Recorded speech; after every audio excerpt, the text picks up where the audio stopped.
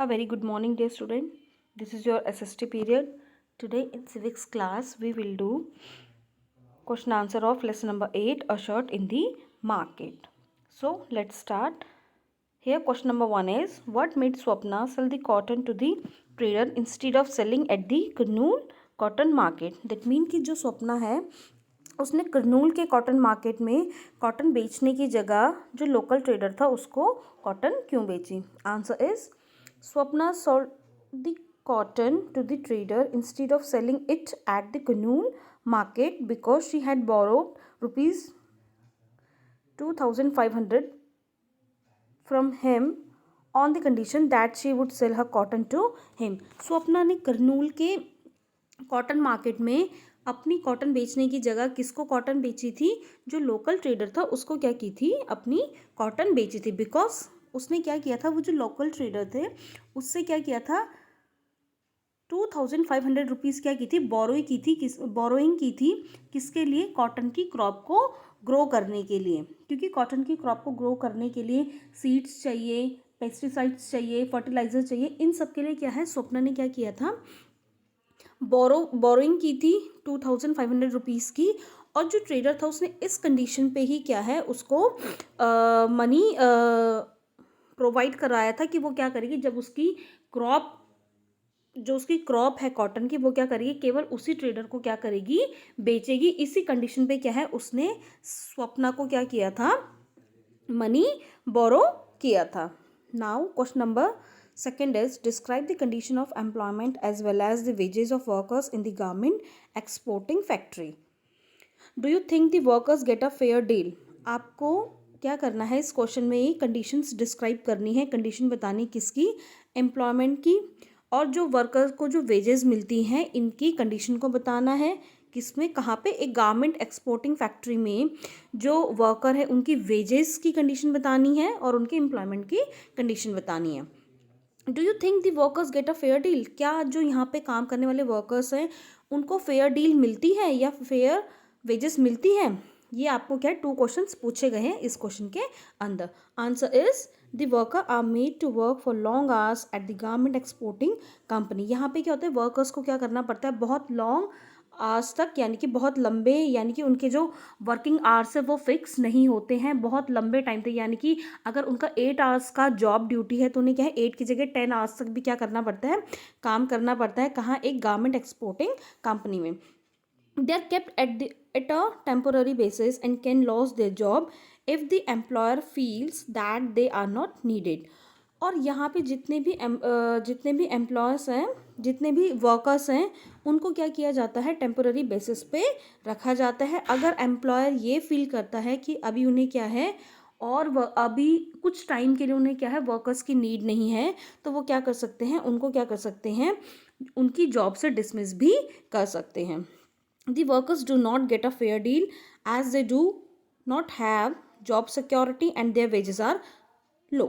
और यहाँ पे जो वर्कर्स हैं उनको फेयर डील नहीं मिलती है, ना ही उनकी कोई जॉब सिक्योरिटी है। अगर क्योंकि एम्प्लॉयर को लगता है कि अभी वर्कर्स की नीड नहीं है फैक्ट्री के अंदर, तो वो क्या कर सकते हैं, उनको उनकी जॉब से डिसमिस भी कर सकते हैं। इसीलिए यहाँ पे क्या है, जो वर्कर्स है उनकी कोई जॉब सिक्योरिटी नहीं है और उनकी जो वेजेस है, वेजेस यानी कि जो उनकी सैलरी है वो भी क्या है, बहुत लो है।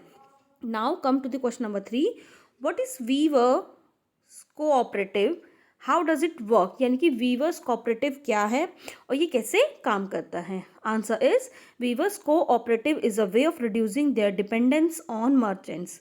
जो वीवर्स कोऑपरेटिव है ये एक वे है, एक तरीका है किसको रिड्यूस करने का, जो वीवर्स का डिपेंडेंस है मर्चेंट्स के ऊपर, उसको, उस डिपेंडेंसी को रिड्यूस करने का क्या है, एक वे है। In a cooperative people with common interest come together and work for mutual benefits. और इस कोऑपरेटिव में जो पीपल हैं, जो जिनका सेम इंटरेस्ट है, कॉमन इंटरेस्ट है, यानी कि जो सेम एक जैसा काम करते हैं, वो क्या करते हैं, एक साथ मिलके काम करते हैं अपने म्यूचुअल बेनिफिट्स के लिए। जैसे कि वीवर्स लोग सारे, जैसे किसी एरियाज में बहुत सारे वीवर्स हैं, वो मिलके क्या करते हैं, जो एक जैसा काम करते हैं और म्यूचुअल बेनिफिट अर्न करते हैं। The role of merchant is reduce. और इसमें क्या होता है, जो मर्चेंट्स हैं उनका रोल क्या हो जाता है, रिड्यूस हो जाता है। Government also help the cooperative by buying clothes from them at reasonable price. और यहाँ पे गवर्नमेंट क्या करती है, इन कोऑपरेटिव्स को क्या करती है, हेल्प करती है, उनसे क्या करती है, उनके बनाए हुए क्लोथ्स क्या है रीजनेबल प्राइस पे परचेज करती है। जैसे कि हमने पुटिंग आउट सिस्टम में पढ़ा था कि क्या है, पुटिंग आउट सिस्टम में आपने देखा कि जो मर्चेंट्स थे वो क्या करते थे, अपनी मन मर्जी से यानी कि उनको रीजनेबल प्राइस क्या है प्रोवाइड नहीं कराते थे, क्योंकि जो मर्चेंट्स थे वो क्या करते थे, उनको रॉ मटेरियल प्रोवाइड कराते थे वीवर्स को। फिर वीवर्स की ये मजबूरी हो जाती थी कि वो क्या करेंगे, जितने पैसे पे क्या है, जिस मर्चेंट ने उनको रॉ मटेरियल प्रोवाइड करा उनको ही क्या करना पड़ता है, अपना क्लोथ क्या करना पड़ता है, बेचना पड़ता है। लेकिन कोऑपरेटिव जो कोऑपरेटिव है, वीवर्स कोऑपरेटिव है, उसमें क्या है, गवर्नमेंट क्या करती है, इन कोऑपरेटिव को क्या करती है, हेल्प करती है, इनसे क्लोथ परचेज करती है, वो भी कैसे प्राइस पे, रीजनेबल प्राइस पे, यानी कि यहाँ पे वीवर्स को लॉस फेस नहीं करना पड़ता है।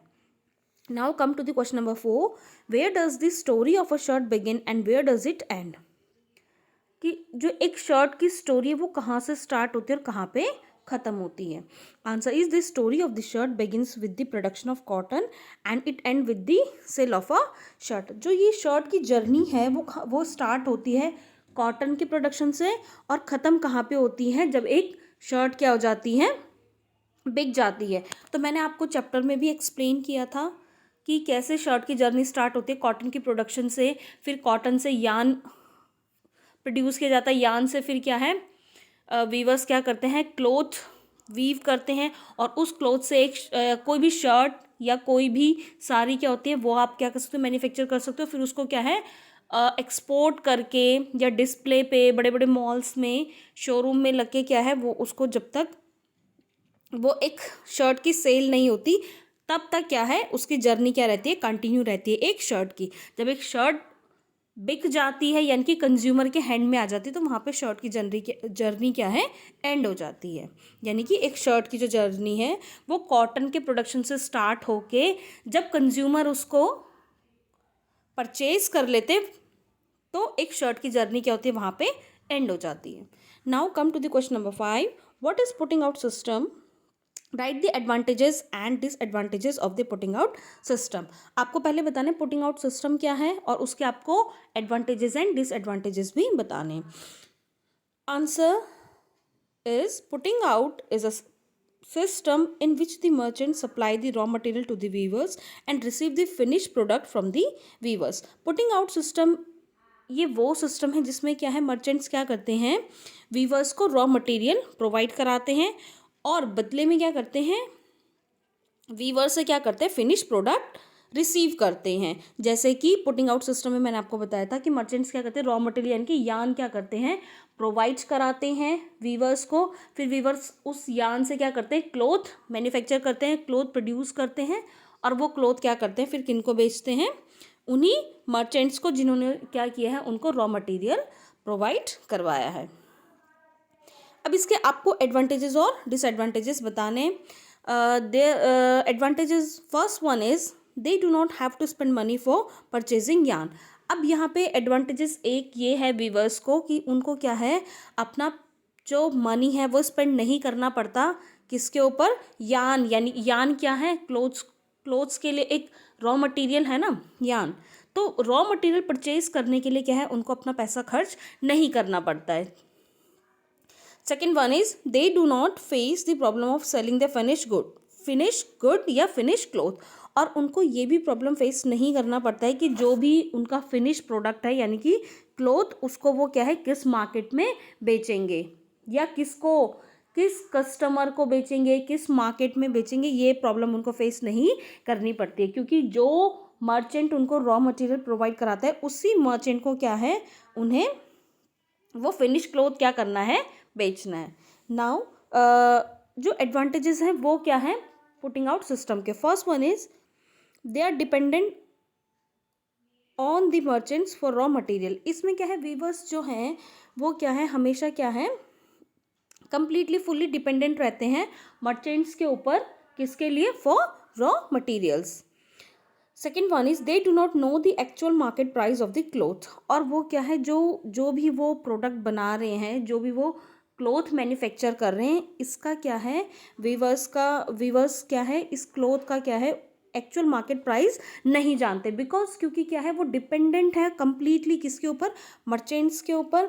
जिस मर्चेंट्स ने रॉ मटेरियल प्रोवाइड करा है उसी को क्या करते हैं, वो अपना क्लोथ क्या करते हैं, बेचते हैं। इसीलिए और जो मर्चेंट है वो क्या करते हैं, उनसे जो एक्चुअल मार्केट प्राइस होता है उससे कम पैसों में क्या करते हैं, क्लोथ को परचेज करते हैं। ठीक है, इसीलिए क्या है, यहाँ पे क्या है, वीवर्स को क्या है, जो उनकी क्लोथ का एक्चुअल मार्केट प्राइस है वो नहीं जानते हैं, जिस वजह से उनको क्या होता है, लॉस होता है।